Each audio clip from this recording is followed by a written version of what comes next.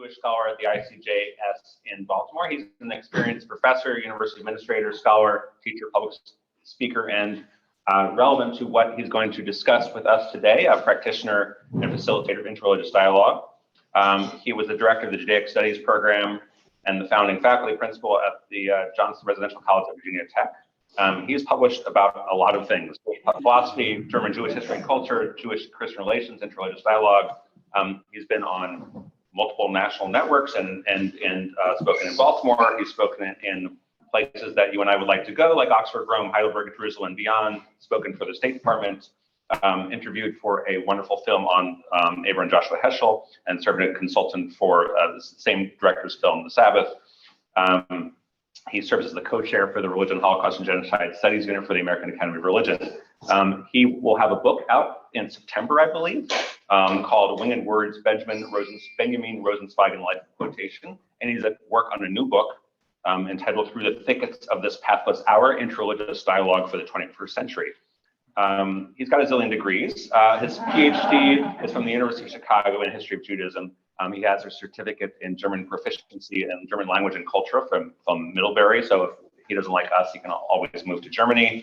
Literally, that is what that certificate does. He has many publications and is a fascinating individual and a mensch to boot. So I'm very happy to have him with us today. So please welcome Dr. Benjamin Sack.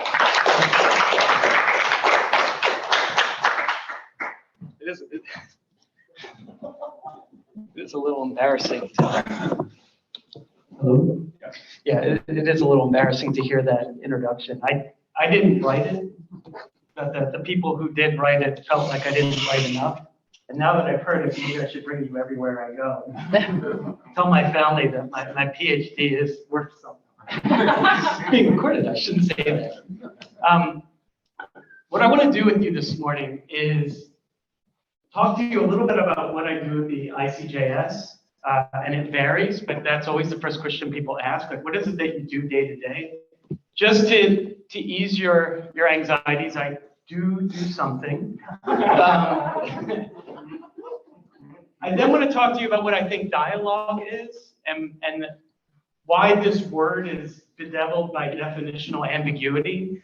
It's not always clear to me that when people say, I want a dialogue, that they mean the same thing. And so I want to just explore some of the context by which we use the word dialogue, and to make maybe a few assertions to help us out.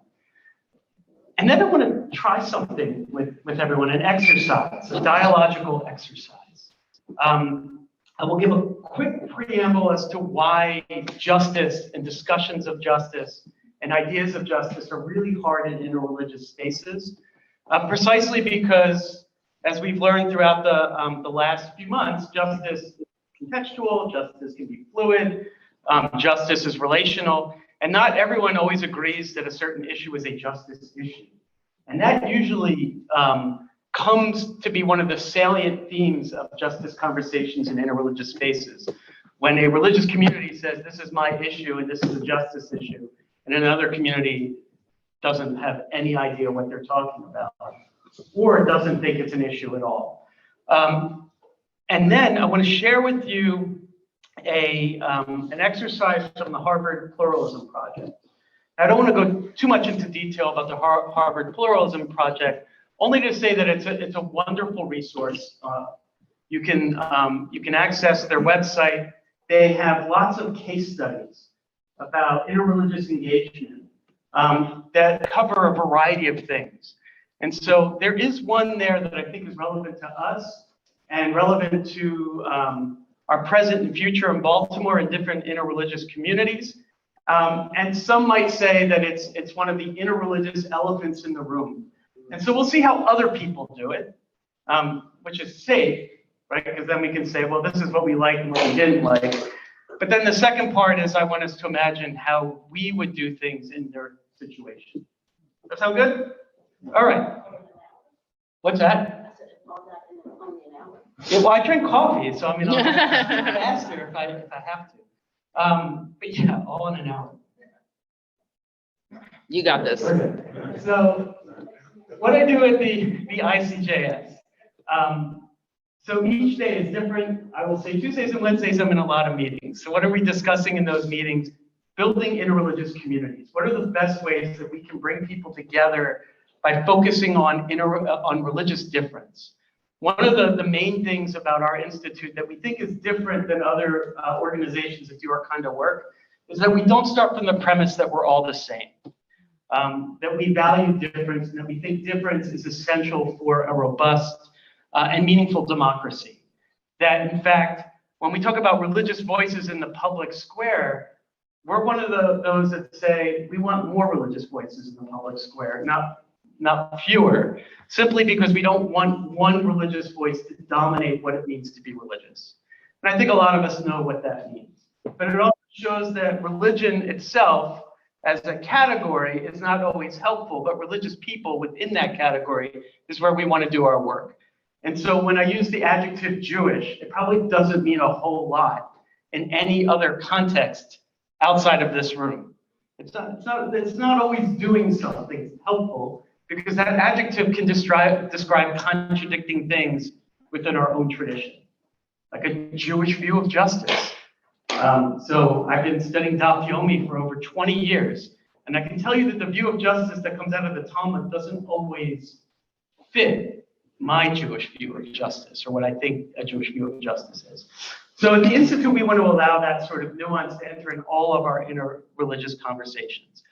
Also, we want people to see diversity within religious traditions alive, so that you can see two Christians debating on what Christianity is, and that there's something meaningful as a Jewish person and how you interpret that.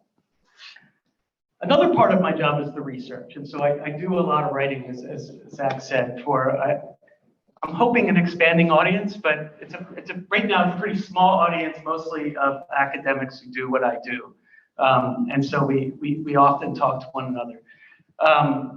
But it's also going to different congregations, different nonprofits, and as our board is always wanting us to move, looking for young people.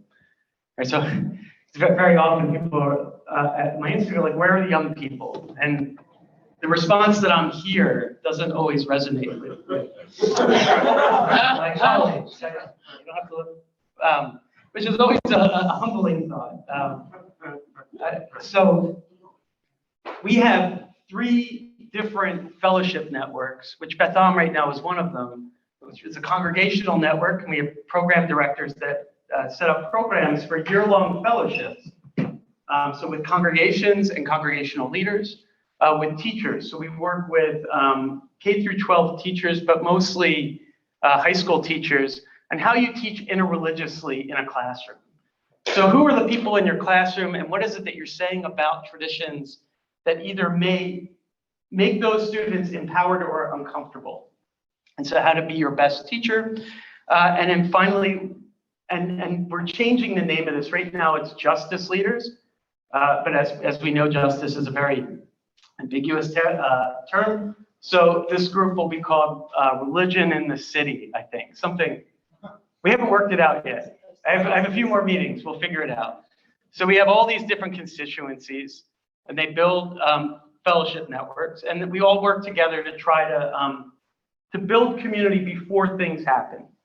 And what does that mean? So whenever there is an incidence of anti-Semitism or Islamophobia or racism, there's always a move to want to build community after that. And our understanding is you build community before that so that you, one, hopefully can prevent incidents, but you also know how to deal with them as they happen. And that requires really difficult conversations within communities.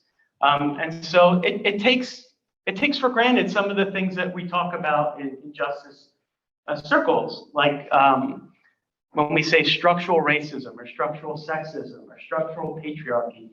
All of these structures that are invisible and visible simultaneously are important in contextual and interreligious engagements. And we try to find ways to help people from multi-generations and multi-experience to at least appreciate that we all play a role in this. And then finally, what I will say is that because we do religion, people assume that that is theology. Theology is part of it, but theology is not divorced from politics. And that's something that we feel very strongly about. you're always in a political situation as you speak. You're always in a political situation as you listen. To divorce one's theology from one's politics, we think is naive, but it also is an expression of, dare I say, power, right? Some people get to do that and some people don't.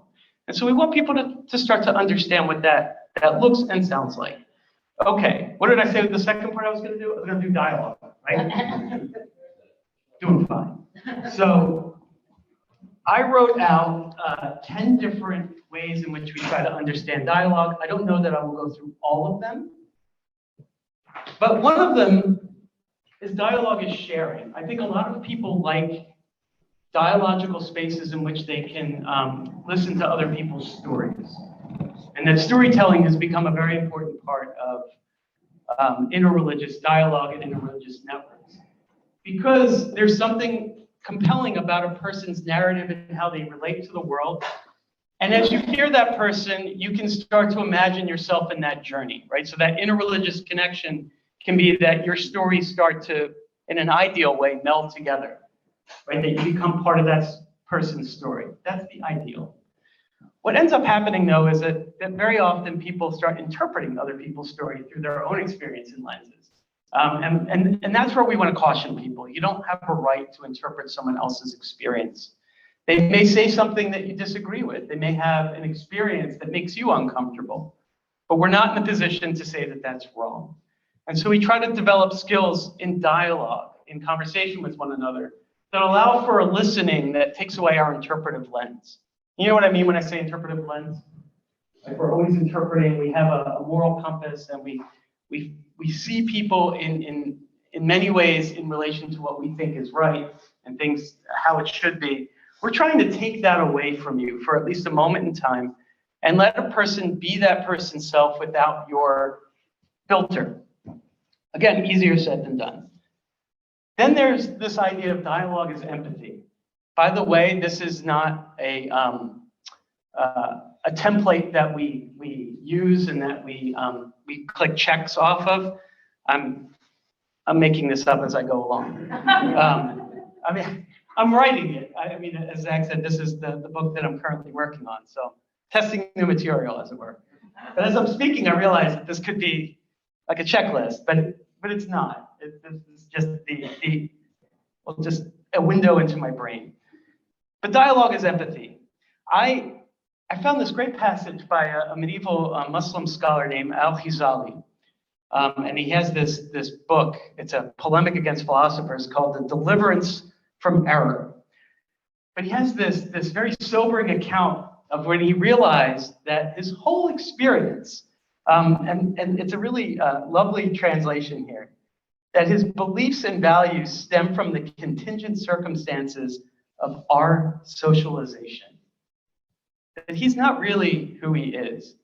That if he was born in a different place and his parents spoke to him in a different language and he, God forbid, practiced a different religion, he would feel as if it was as true as he currently does now. And knowing that reality, knowing that there are people all over the world that have the same convictions as him, even though they're very different convictions that he's right, that his experience is true, made him very uncomfortable. But it allowed for him, at least for a moment in time, he's a complicated thinker, that if everybody is constrained by these social conventions, right, that if I were raised in Alaska, that who I am today probably would be a little bit different than who I am now, creates a sense of humility. In Kabbalah, can I do a Kabbalah footnote? This is the one audience, right, that I can say that. So, what's the word for I or self in Hebrew? Ani. What's the word for nothingness in Hebrew? Well, shum davar is not one word. Shum davar. What? Ayin, right? Ain or ayin. Right, so what letters are used for both of those words? The same letters. So there is Isaac Luria had argued that the reason why that's the case is that you can focus on your ani in your engagement with the world, or you can be a vessel, an aim for God to come into being. How much of yourself do you want to hold on to, and how much do you want to let God in? And that's a cliche in theology. Like, what does that mean? I think it means that it's very much in the spirit of the philosophers that thinking, critical thinking, is a preparation for death, meaning that every moment of your life, a past part of you dies. Right? You don't get to be who you were after certain encounters or experiences. There's no second innocence. And so that aim is really important because it allows you not to have to hold on to an old version of yourself. And again, that's humbling, because if you remember the joke that I had made, I'm the young person in the room. And so Al-Ghazali sees dialogue as a moment where we all recognize that humanity. And it allows us to ask better questions together and seek truth together because we realize that we're contingent. There's also dialogue as curiosity. You engage dialogue because you really just want to learn about other religions, how other people operate. Some things are kind of cool in other religious traditions. There's this wonderful idea called holy envy. And think of the contradiction in the term, right? Like envy is not something positive, but now it's holy. And it's looking at another religious tradition, engaging another religious tradition, finding something beautiful and special in that tradition, but knowing it can never be yours. It's outside of your experience. It's outside of what you can have, as it were. An example of that would be, as I have a colleague who's Lutheran, lives in Minnesota. Any of you who've been to Minnesota know that I just made a tautological statement. No,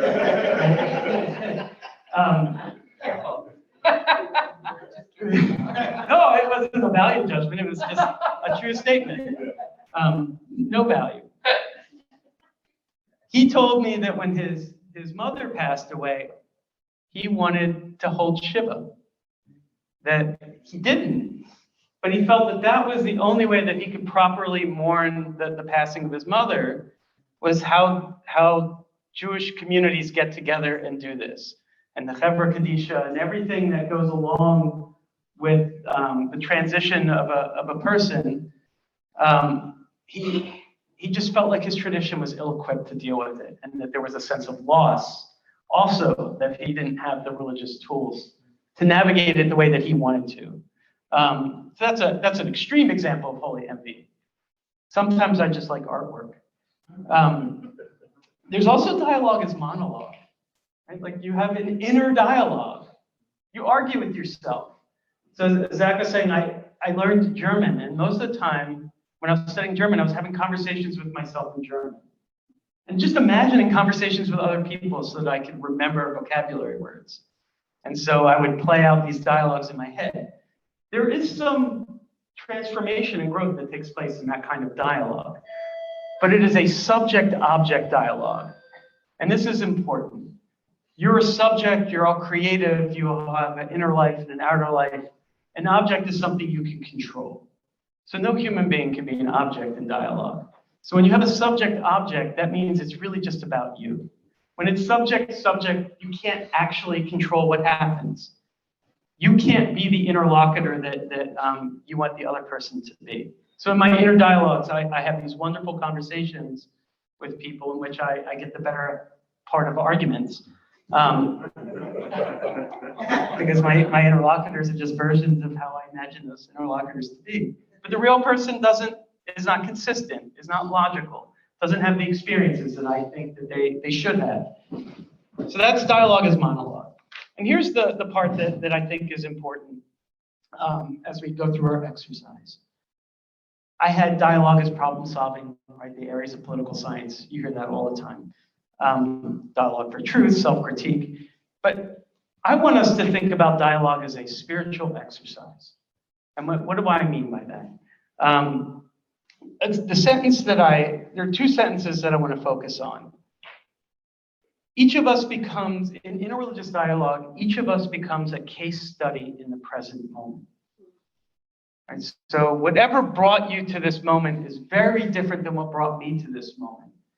This is the present, but what brought us to it is very different, and what will come out of it is very different.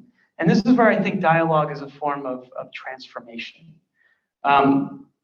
And so the advice that I give in people, and what do I mean by transformation?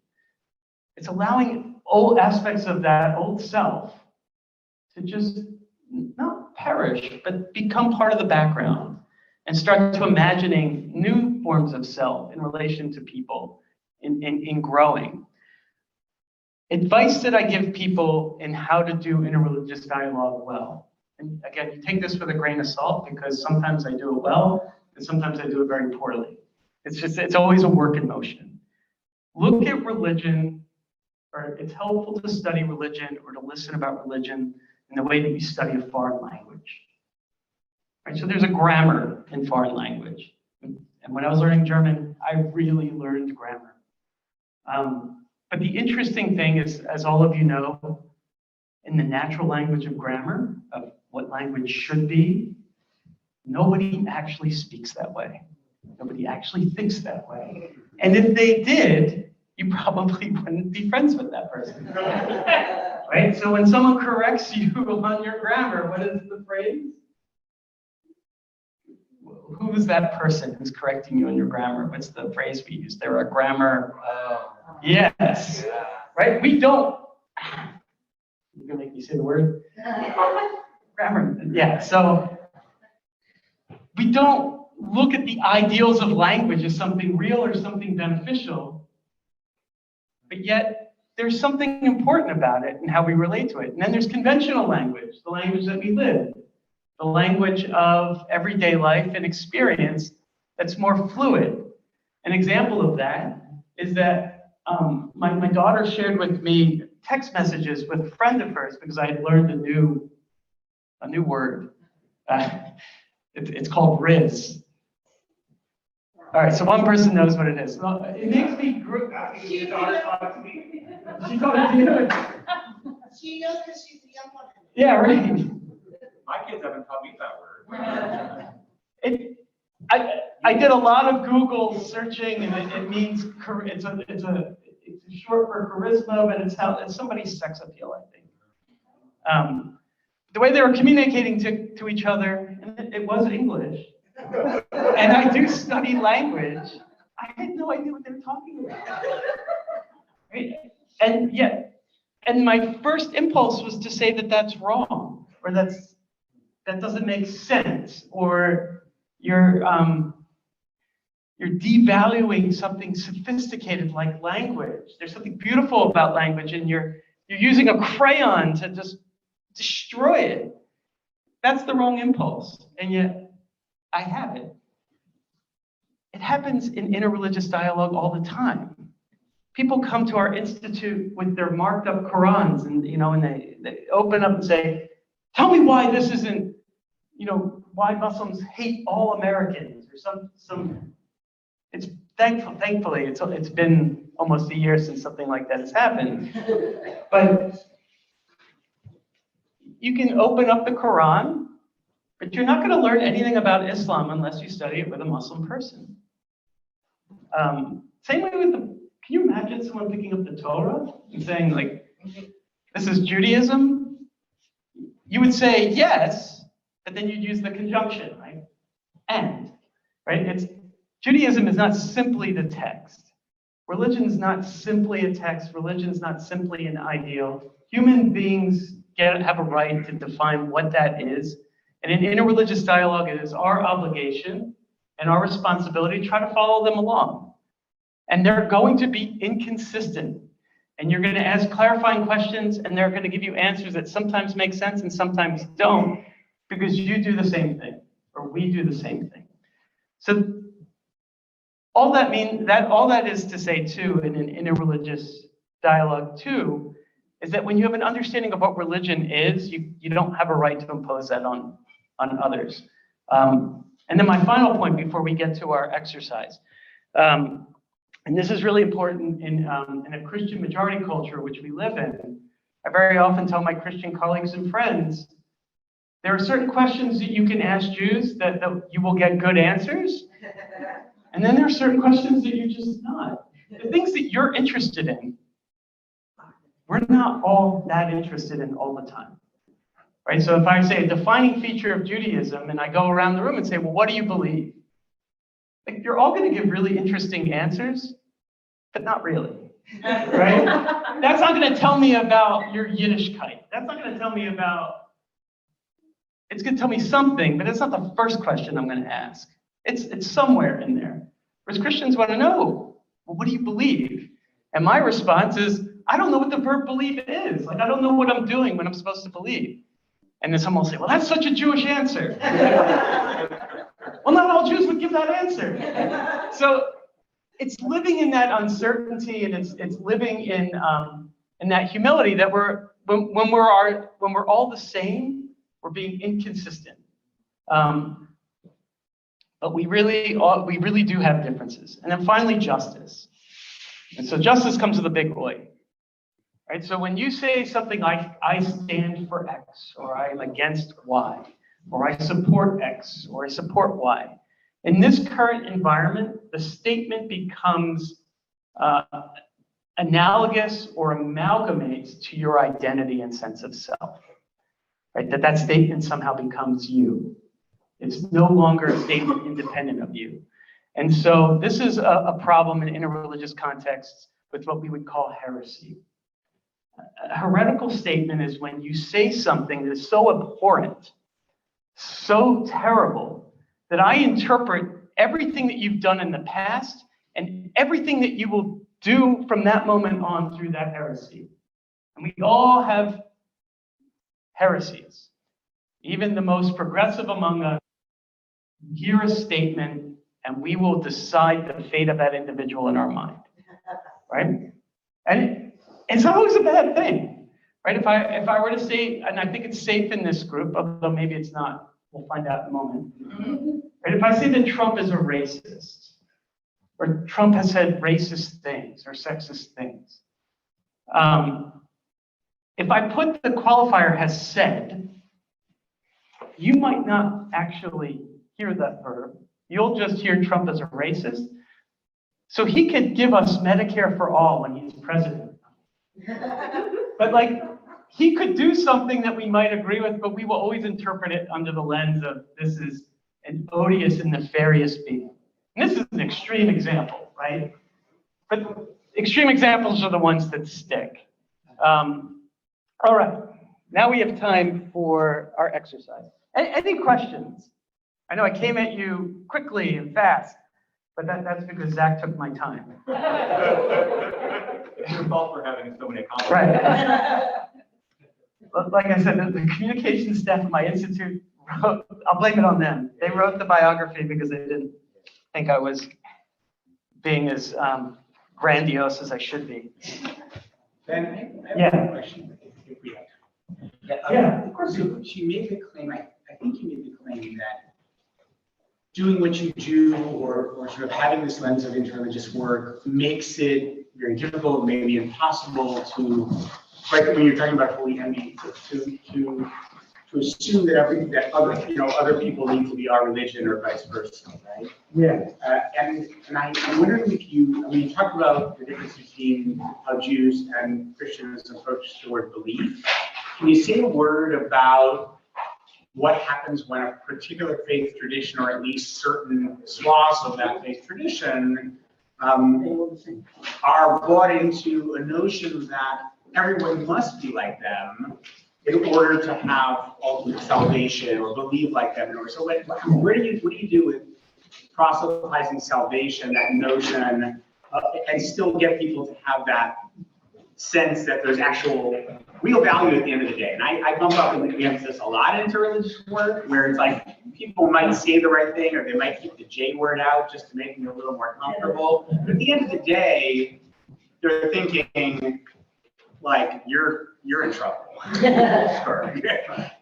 So I think that, that question obviously gets to the core of interreligious dialogue, right? So if part of your religion is to convert everyone to your religion, and that the world will be a better place when everyone is more like yourself, it doesn't leave like a lot of room for curiosity, for empathy, because you're failing in life, and you're failing in death.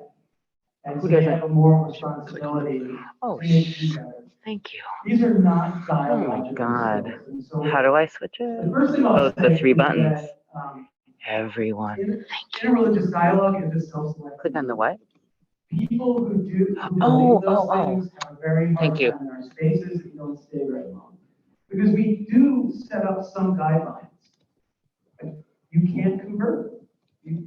I understand that it's part of some people's religious traditions, but it's out of bounds. If you don't get to be you as an individual and all of the complexities of who you are, and that my goal is to not allow you to be you, you're not ready for dialogue. So what that means is that we're actually making a political and a theological statement about the good in society. We don't have a right to tell people that they can't be who they are. It gets more complicated than that because even though it might sound like I'm preaching to the choir or speaking to the choir when I'm in interreligious settings, the conversion thing isn't what gets in the way of people. It really depends on the community. LGBTQIA rights. Just the word rights is like a trigger for some people. Well, they shouldn't have rights. Like they wouldn't say it that way, but that's what I hear. You just have to accept that it's not a contradiction. We do, and we're going to be doing it in a month, we go to Pearlstone with seminarians from Christian, Muslim, and Jewish seminaries. And the Jewish seminarians are as progressive as you could possibly imagine. Because I can't get Orthodox seminaries to participate, with the exception of two, which are progressive Orthodox seminaries. So the Jewish leadership, from a Christian and a Muslim perspective, they all sound like religious versions of Bernie Sanders. Right? And then there's part of me that, as a Jewish leader in that moment, is proud, right? There's not this. Look at these young people just making the world better. But it is leaving out 10% of our, at least in North America, of voices. And it's leaving out a major voice in the political realities in Israel. Right? So what that means is there's the possibility that the Muslims and Christians might think that that's the authentic Judaism, which it might be. But it's leaving out important voices in the history and tradition. The Muslim students tend to be more conservative socially, in the sense that something like, and this is going to happen, so I'll report back. We have 3 trans rabbinical students. And last year, the Muslim seminarians, while it wasn't a major issue, there was some uncomfort because that's not part of their seminary training. The Christian students tend to come from all over the map. We're trying this year for the first time evangelicals from Fuller Seminary. So and they know that they're not there to proselytize, but I also know that they're there to figure out the best ways to proselytize. And it's okay, because they're coming at least with the right intentions. Those conversations are really hard. Or when someone says, I'm an atheist and I'm a Jew. For Christians and Muslims, it's like, how could that possibly, isn't that a contradiction? I don't know. So maybe. In a world that made Jews not allowed to be anything other than being Jewish, I don't know that was always a decision made by Jewish people. They didn't have a choice. Maybe if they had a choice, they would make that choice, but it's not always clear to me. So yeah, it's really hard, and you have to read the room. I know it's a cliche to meet people where they're at, but sometimes there are people who just won't get it. There was a priest in formation years ago at this retreat at Pearlstone who just couldn't get over the fact that there were gay Christian and Jewish seminarians. He couldn't get over it because he had spent his whole time, and this is true, he was in South Dakota, imagining that wasn't a reality in religion. That being gay was somehow a choice and an explicit rejection of monotheism. And so it was really hard to have these erudite and thoughtful students who were also gay advocating deep theological positions that in his mind were sort of compelling, right? So it's hard work. And so it's our responsibility to allow that sort of growth wherever it goes. But proselytizing, out of bounds. All right, you probably shouldn't ask me any more questions because I will go on ad infinitum. As my kids have stopped asking me any questions. So, yeah, we have time for this. So this is a situation that actually happened. I'm going to read the first few paragraphs just to go quickly. What I want to do is go through the scenario on your blue sheet. And then we're going to talk together. I imagined table time, but I wasn't using, it wasn't a good use of time. For the people online, can I give them other than a color because it's PDF? Things so hard. What's the title? Assign, I think this is sign B, A. We're looking at A. assign of division A. A. Assign of division A. All right, so I'm going to do this quickly. The day had finally arrived. After months of preparation, Janet Penn and a group of teenagers from Interfaith Action, a youth interfaith group, were busy cooking, making signs, making tables, and readying Temple Israel for a special event. In October of 2007, the Jewish high holidays, the Muslim holy month of Ramadan coincided. It will not happen again for more than 30 years. The teens from Sharon, Massachusetts envisioned an interfaith event they called Sharing Sacred Seasons. It would bring together Jews, Muslims, Hindus, and Christians, and neighbors of other traditions in celebration.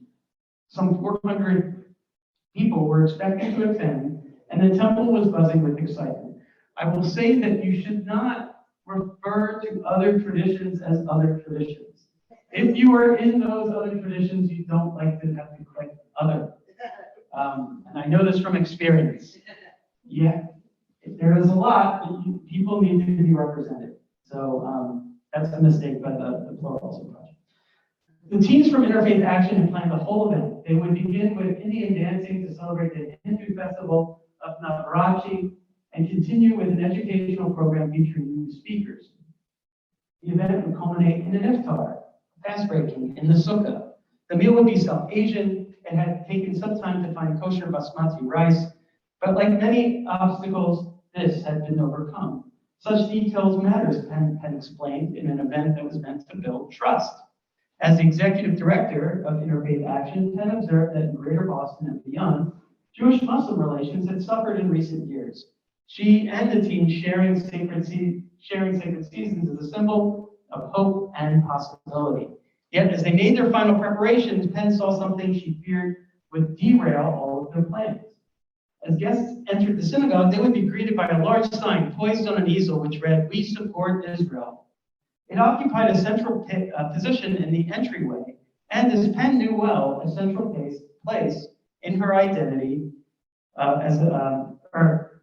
in the identity of her conservative Jewish community. For many, Israel is absolutely essential to the survival of the Jewish people, and therefore for their own survival. Many have lost relatives in the Holocaust and felt that this was not merely a matter of politics, it was deeply personal. Yet over the years of her own interfaith involvements, Penn had become aware of another competing narrative. For many Muslims, Israel was seen as a symbol of oppression. She feared that the sign would be viewed as an unbelievable insult. You bring us into your home and now you're slapping this into our face? She added, for Muslims now in this country, they are dealing with incredible discrimination on an ongoing basis. So there's fear, there's anger.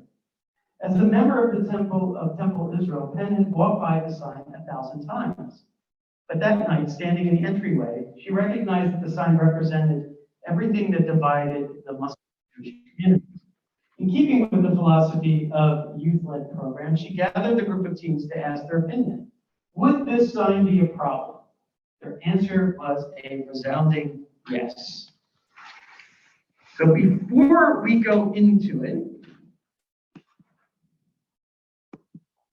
the sign itself is being perceived as a problem for the youth in the community. As you might imagine, it's not going to be a problem for others in the community. Now, what the sign represents, as we just talked about, can be different for every person in the room. So what do you think? Should we take the sign down or should we keep it up? Can I ask a question? No. The teens, these are, whom she asked, these are Jewish and Muslim teens? These are Jewish teens. Jewish teens? Yeah. Okay. But it's very similar to the reproductive rights as a Jewish rights sign that was Yes. out here, which bothered me, because it doesn't speak for all Jews. Okay, good. What about the Black Lives Matter? That's just trying to get straight. No, but signs have meaning, right? And we're projecting to the world something about ourselves with those signs. And if they don't represent all in the community, there can be internal divisions. But at a certain point, we are a community. Presumably, as communities, we stand for something. So signs, yeah, they can evoke, yeah, please. I was going to say, if we're taking what you said earlier and trying to look at it without our own lens, Yes, what does that look like? look at it from other person's lens, then clearly the sign has to come down. I mean, Oh, if okay. your guests coming into your home, I would not have, if I were to have guests in my house, I would not have things that I know would upset them. And I think it was a safe, albeit an assumption, it's a safe assumption that particularly the Muslim members of the community would find offense or be angered by that sign. Even those that understand our context and why that sign would be present there, it would still perhaps reflect some insensitivity on our part that we didn't take that into account. Yeah, that's an interesting point, because there's a lot of dialogical work that goes into understanding what that sign means for Jewish community members and for Muslim community members, assuming and knowing that not all fit into that bucket. Yeah. Can I just jump in with Max's comment?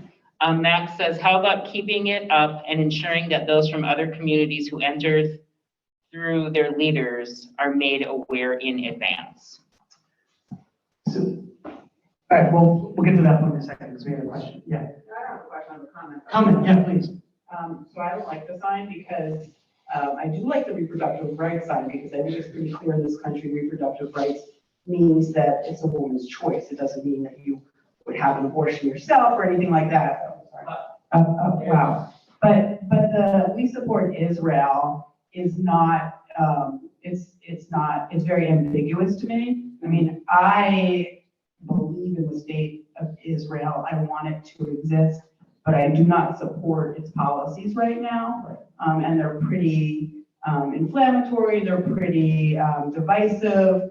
And so I'm conscious of that. And I think that sign is really not, it's too ambiguous and offensive for some people. And you raised an important point, too. The reproductive rights is a justice issue that we want to take a stand on, that is essential to our identity as a community. That's clear. Israel, the statement itself might not be as clear. So over here, but I want to quickly address Max's comment. So keeping it up and ensuring those who enter from other communities, or ensuring that those from other communities who enter through their leaders are made aware in advance. So that's also a tactic. If you've gone into a Catholic church in Europe, for instance, you very often see the ecclesia and synagoga statues, right? So ecclesia is the church. She's triumphant. She looks splendiferous, right? And the world is at her behest. And then you have the crestfallen and shameful synagogue, right? And that is part of the architecture of these buildings. Now, we could take them off in order for Jews to come in, or you can tell Jews, this is part of the architecture of the community, just be aware. And there are many opinions on that. Yeah, please. So I'm actually very divided about the sign because. Good. It was meant to be difficult. Right, because the thing is, I would not like this sign up. I don't think that statehood is from my family's experience, I don't think statehood is a way for people to protect themselves. But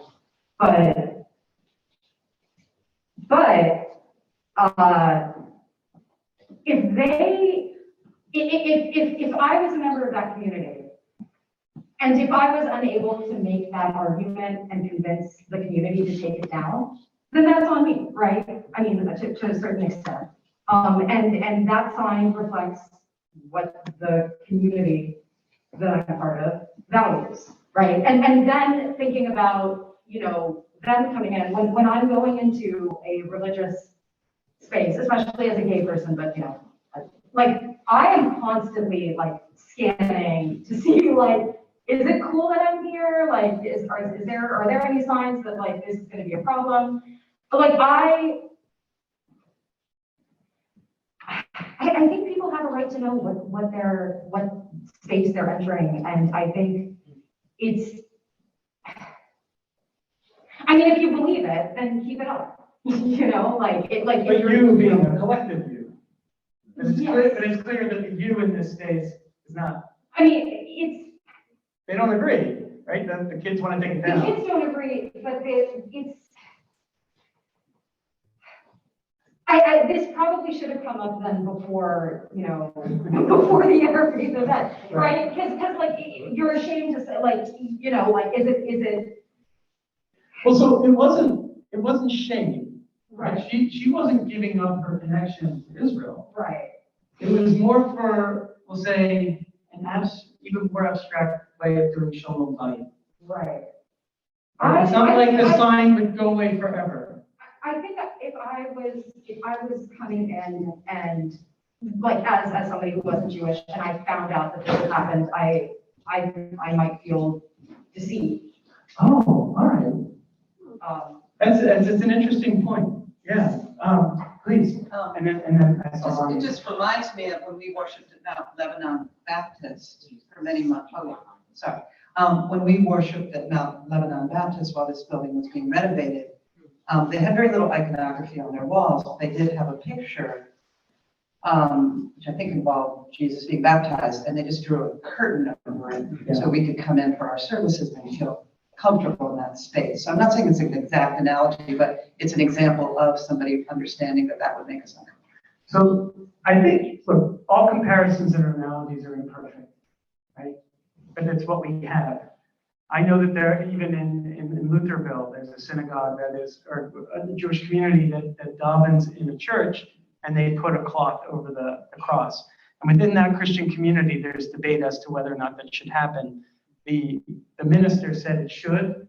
Half the community said it shouldn't. They should know our hospitality, right? And so I was inclined to agree with the minister, partly because we were part of that decision, but yeah. But isn't there a difference between coming to a place as a visitor and embracing the philosophy of the place that you're visiting? I mean, these people are coming. Exactly. Yeah. So how to be a good guest. I think their issue was that there's a potential of reading it, right? Because we all know that talking about the Israeli-Palestinian conflict, if I can say something that everybody agrees on it, is that nobody agrees on it, and it tends to bring out people's worst sense of self when like, I don't know that there are people in those settings, at least I haven't experienced them, they may be out there, but really their best dialogical self comes out when talking about this conflict. And the statement that we stand with Israel, or we support Israel, yeah, you're right. If the community wants to support Israel, they have every right to have it out there. But again, we don't know what that verb means because, as we heard, is it supporting a state as a form of self-determination? Is it supporting a state because of its policies? Is it supporting everything that they do? Or everything that they do, right? We don't know what that support, that the verb is actually doing there, and that's a concern. But you're right. There's also being a good guest, I will say as a Jewish person, I'm very often the guest in places. And sometimes I get irritated. And that like, can't you just be a little more hospitable? But on the other hand, the event in St. Ignatius Church, if some of you were there for that, what I really loved about it is that the priest didn't shy away from the word Jesus. Right? He gave a really beautiful explanation of Easter in a dialogical way, but he used the word Jesus enough that I was like, huh, Jesus. Right? And I even asked my son who was there, well, what did you learn about Easter? And he said, it seems like it's all about Jesus.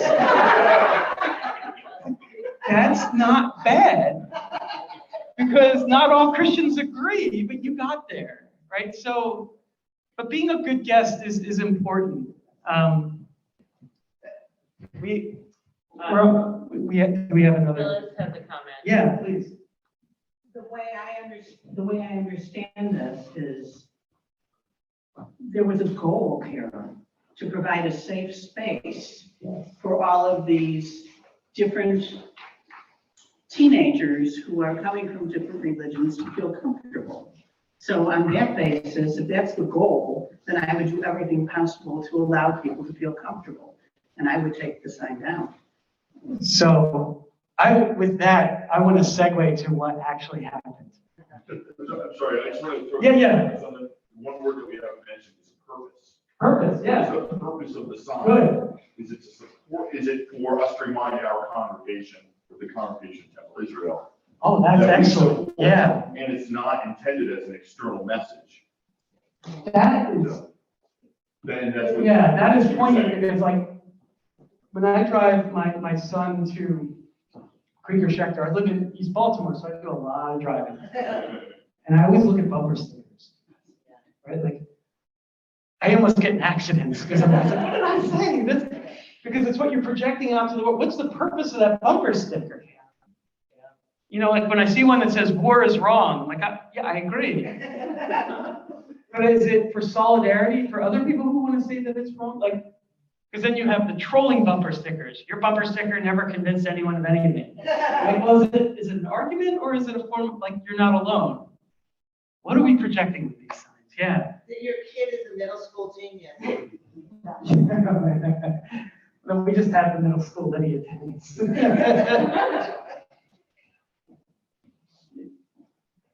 I think sometimes in these conversations, we also forget that it's okay to have competing values. Yes. And to take the sign down for an event does not mean, oh my God, the synagogue board has decided that we no longer support Israel. It just means that we also have another value that says we can be good hosts and we want other things to happen, and sometimes we need to hold our values a little less tight than other times.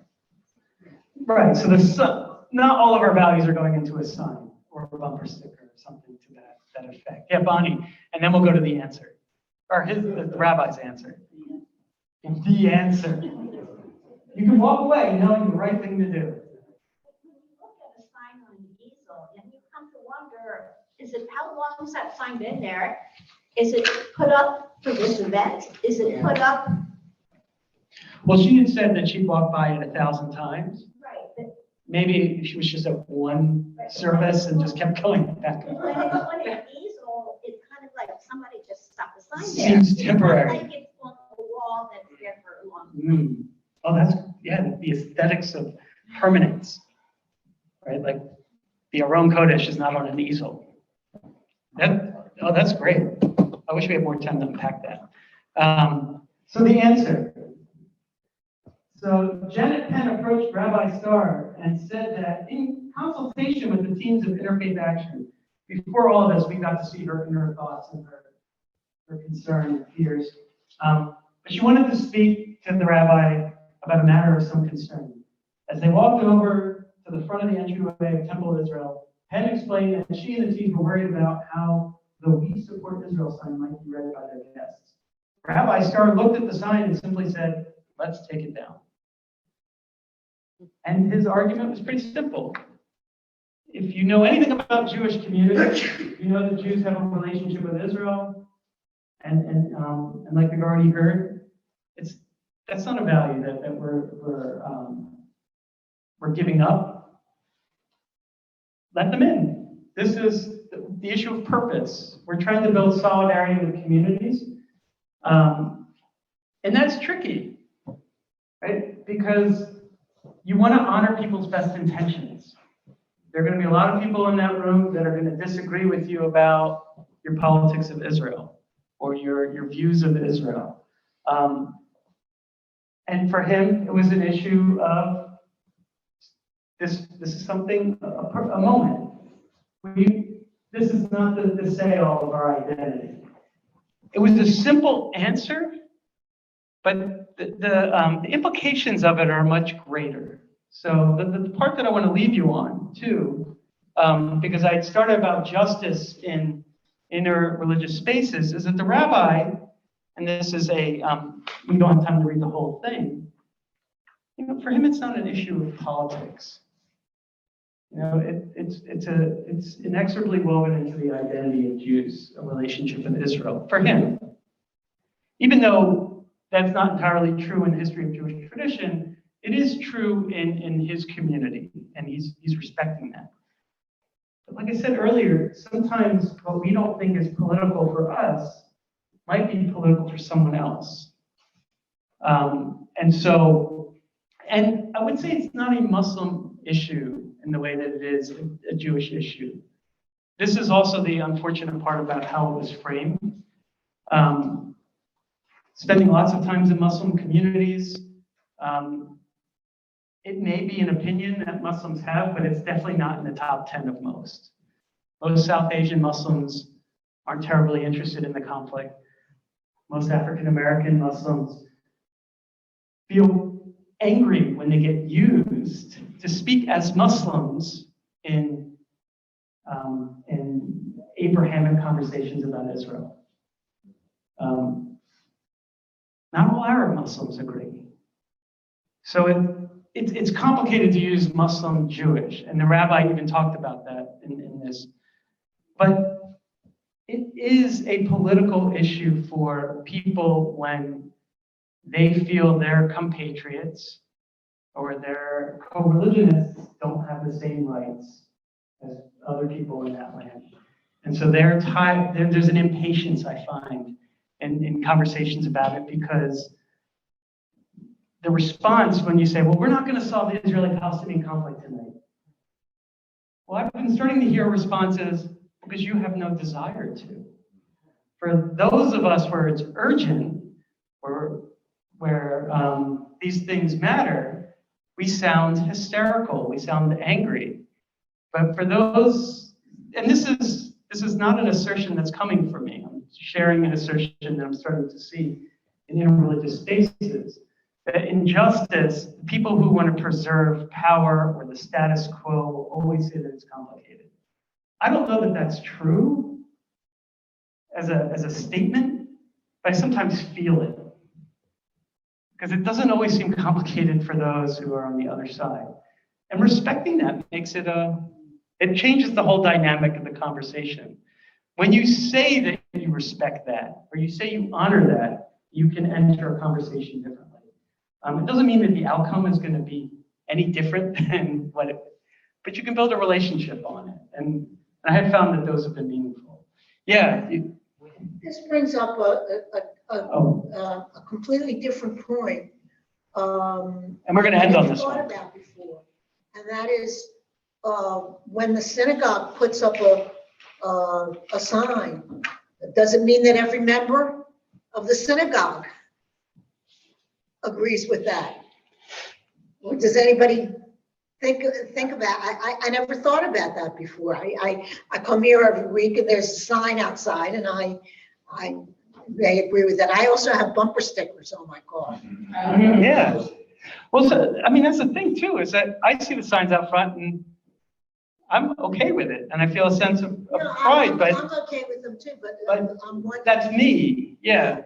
I'm wondering whether in a congregation of several hundred families, right, whether putting out a sign is something that, needs a vote. Well, the one thing that I can assure you, and you already know this better than me, is that the Jews can hold multiple opinions simultaneously.